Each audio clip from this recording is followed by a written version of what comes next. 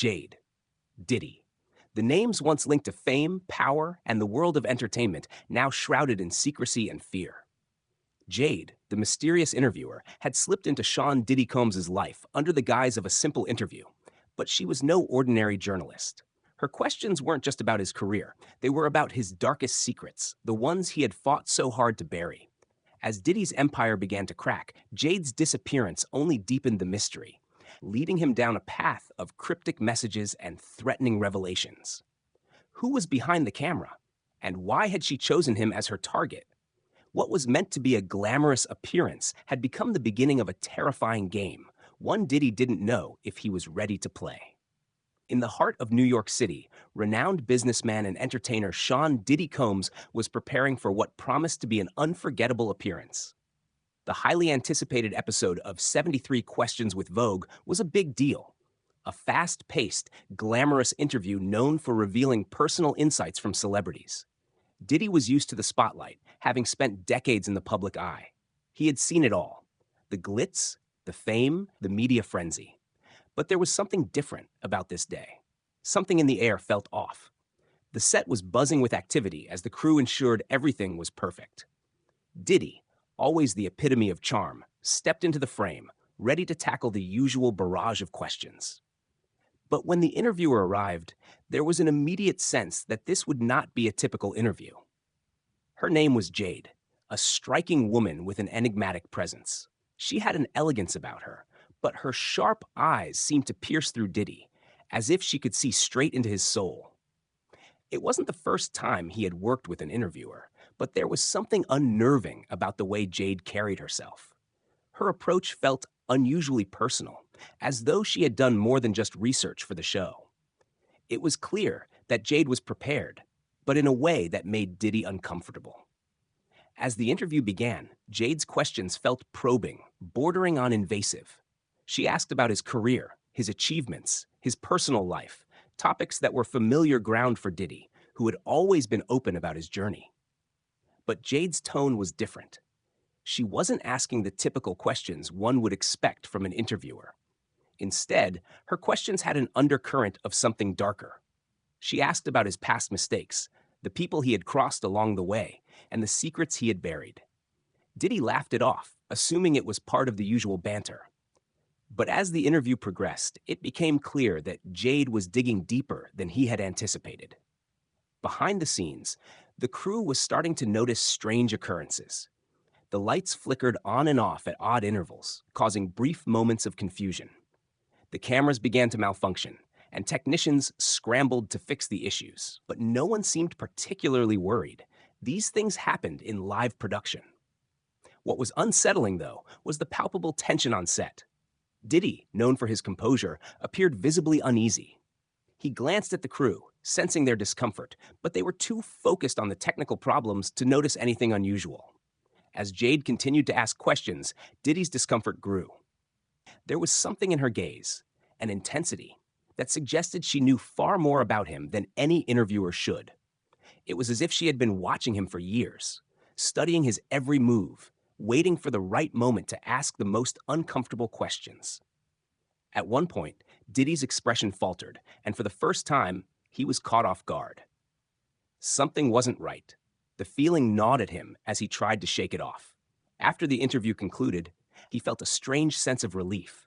But as he walked off the set, the uneasy feeling lingered. Jade had left without a word, disappearing into the crowd of staff. And yet, something about her, her sharpness, her presence, remained in his mind. It wasn't just a feeling of being interviewed.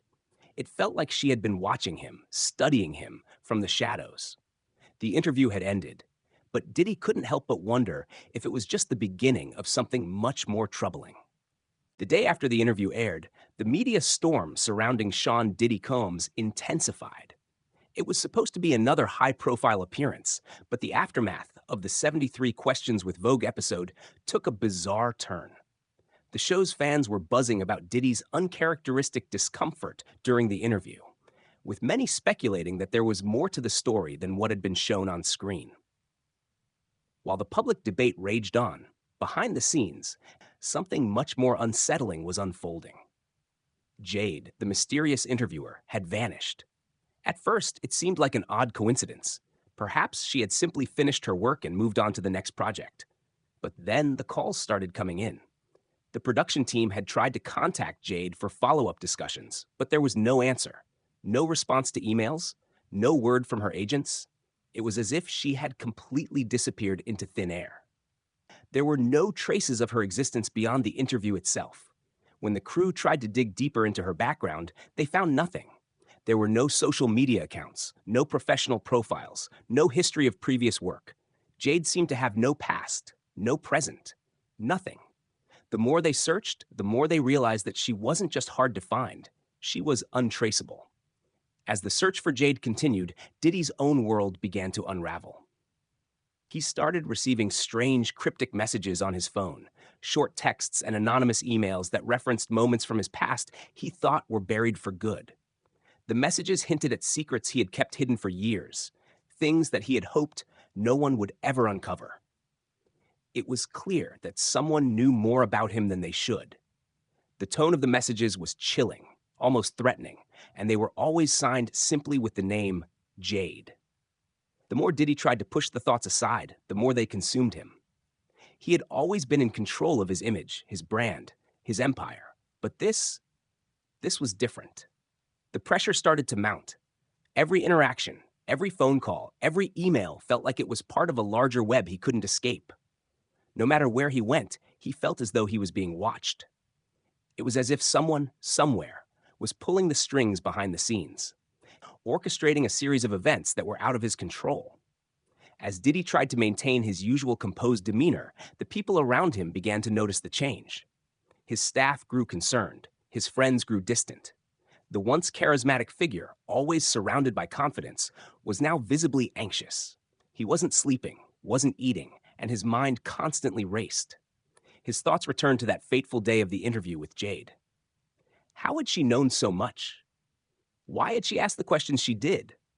The questions that no one else dared to ask, the ones that felt too personal, too raw, to be part of an ordinary interview.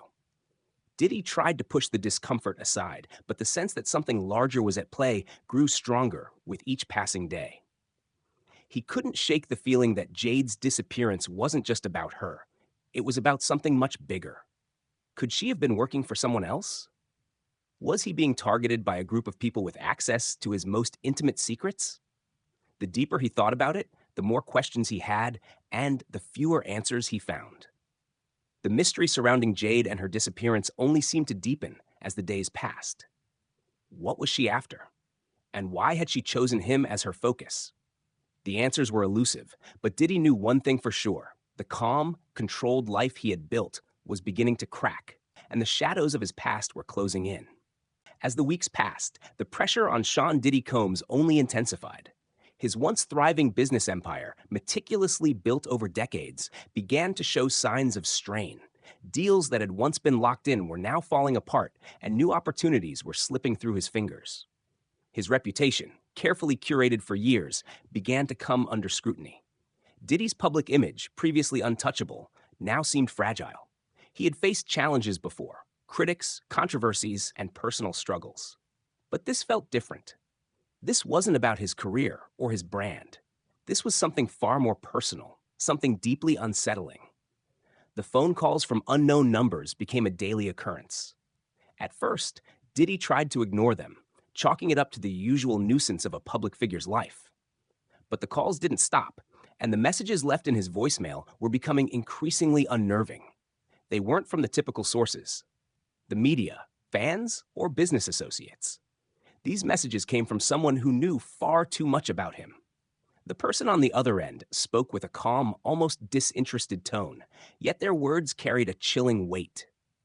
They knew about his early days in the industry, the shady deals he had been part of, and even the private moments he had long since buried. At first, Diddy dismissed it as coincidence, but the messages continued, growing more specific, more detailed, and more threatening. It was as if someone had been watching his every move. Diddy's mind raced. Who could be behind this? Was it someone from his past? Perhaps an old rival? Someone with a vendetta against him? Or was it connected to Jade, the interviewer whose sudden disappearance had triggered this wave of paranoia? It didn't take long before he realized the disturbing truth. The messages weren't just random, they were targeted, and they were aimed directly at him. The stranger knew things that only a select few could have known.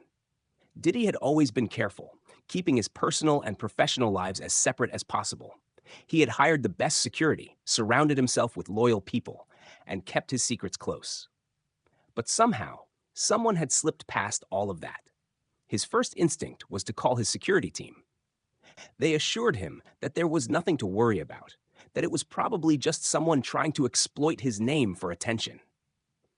But Diddy couldn't shake the feeling that something more sinister was at play. The strange messages continued, each one more cryptic than the last. One night, he received a text that left him frozen in his tracks. "The past doesn't stay buried forever. You'll see." The implication was clear. His past was coming back to haunt him. Diddy began to dig into his history, looking for anything that could explain the sudden resurgence of old memories. He had built his career from the ground up, starting as a producer and climbing to the heights of power in the music and fashion industries. But along the way, there were moments, people, and decisions he had hoped to forget. Dark dealings, shady alliances, and promises made in the shadows of his rise to fame. The deeper he looked, the more he realized that his past might be the key to the present threat. The more he thought about it, the more he became convinced that Jade wasn't working alone. Her disappearance was the first piece of a larger puzzle, and she had been the catalyst for everything that followed. Was she still alive? Had she orchestrated this entire chain of events? Diddy couldn't ignore the possibility that someone had been pulling the strings behind the scenes, and that Jade had been part of a much larger game, one that he was now unwittingly a part of. The walls were closing in, and Diddy found himself in a fight he hadn't anticipated, against an unseen force that knew his secrets and wasn't going to stop until they were exposed. As Diddy continued to spiral into paranoia, trying to connect the dots between Jade's sudden disappearance and the disturbing messages he had been receiving, he was thrown a lifeline in the form of an anonymous video. The package arrived at his office late one night, slipping under his door with no return address, no name, just a simple, unmarked envelope. Inside was a USB drive, small and inconspicuous, yet heavy with an unknown weight.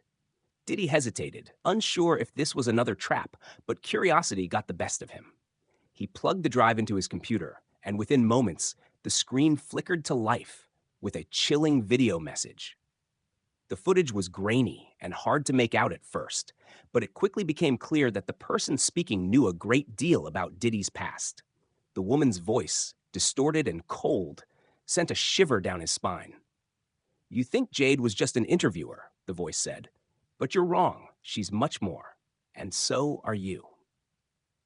The screen flickered again, showing a series of clips, hidden recordings of business meetings, private conversations, and moments Diddy had long forgotten.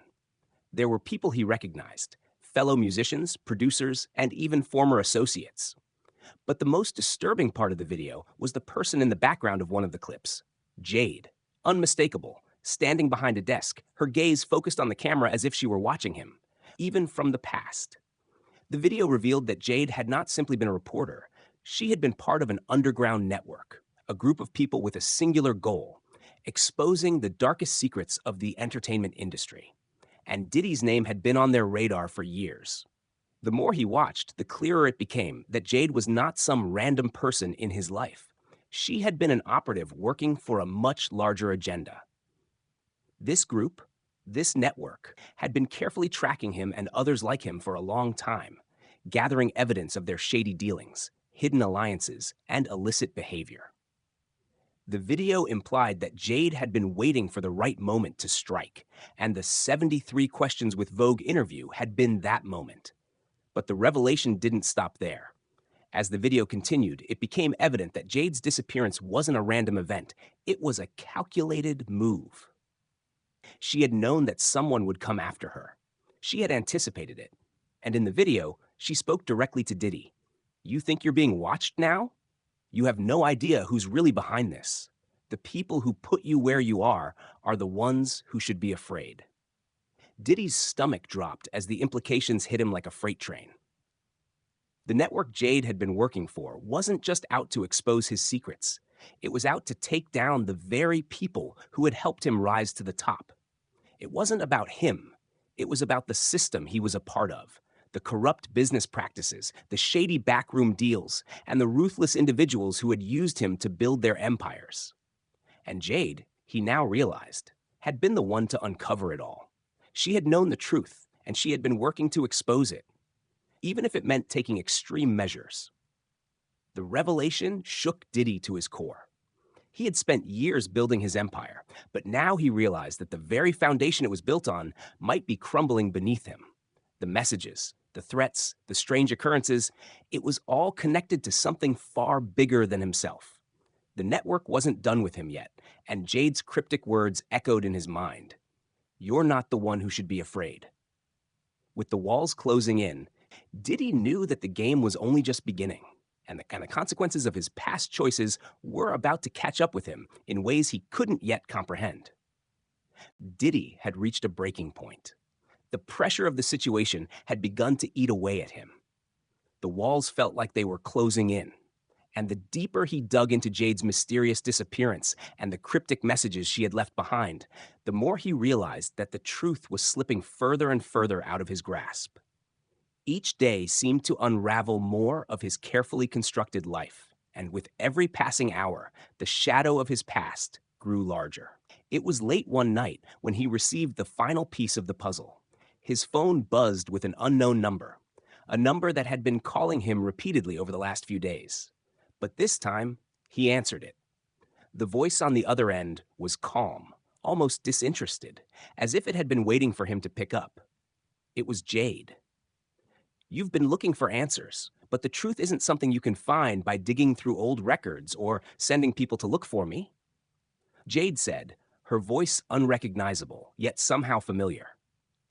"You've been chasing the wrong people, Diddy. The ones you need to fear are not the ones you've been looking for." The words sent a chill down his spine. He had never felt so vulnerable, so exposed. He had tried to convince himself that he could handle the situation, that he was in control, but the truth was beginning to sink in. Jade was playing a much larger game, and he had only just begun to realize the extent of her reach. The conversation continued, but Diddy barely registered the words. His mind raced, piecing together the fragments of information he had gathered over the past few weeks. He thought about the mysterious group Jade had been working for, the network that had been tracking him, and the deeper, more sinister implications of her disappearance. But what unsettled him most was the realization that Jade was alive, and she was still watching him, still controlling the narrative. He wasn't in charge anymore. The phone call ended abruptly, leaving Diddy to contemplate what he had just heard. Was it possible that Jade had been working all along to expose the real puppeteers, the powerful figures who had built the entertainment empire on which Diddy's own success was founded? For the first time, Diddy began to see his life in a new light. Every deal, every relationship, every choice he had made was part of a much larger, far-reaching scheme. He had been a pawn in a game he didn't even know was being played. But Jade's cryptic warning still lingered in his mind. "It's the people who made you who you are," she had said. Those words had been a warning, but to Diddy, they were a revelation. The true targets weren't the people he had known, but the powerful forces behind them, the shadowy figures who controlled everything from the top down, but the ones whose names never appeared in the headlines, the people who had used him to climb to the top. Just as Diddy began to process this shocking realization, another unexpected event threw him off balance. A knock on his office door interrupted his thoughts. When he opened it, there was no one there, only a large, unmarked envelope lying on the floor. He hesitated, then picked it up, tearing open the seal. Inside was a file, thick with documents and photos, each one depicting moments of his life that he had long buried. But there, at the center of it all, was a final damning piece of evidence. A list of names. Powerful names. People who had helped shape his career, people he had trusted, and people he had crossed paths with in his rise to fame. The list was a roadmap, a blueprint of the very system he had been a part of, a system that Jade and her mysterious network had been working to take down for years. Diddy's heart raced as he realized the enormity of what was at stake. The file wasn't just an expose, it was a threat. Jade had known all along that this moment would come, and now the time had arrived. The last thing Diddy heard was the soft hum of his office lights before the phone rang again. But this time, he didn't answer. He already knew what would come next. The game had changed. He was no longer in control, and the people who had once been his allies might now be his greatest threat. The shadows had caught up with him, and Diddy found himself at the mercy of the very forces he had once believed were untouchable. Jade had set the stage, and now he would have to face the consequences of his past. But one thing was certain. The world he had built was crumbling, and no one, not even him, could stop it.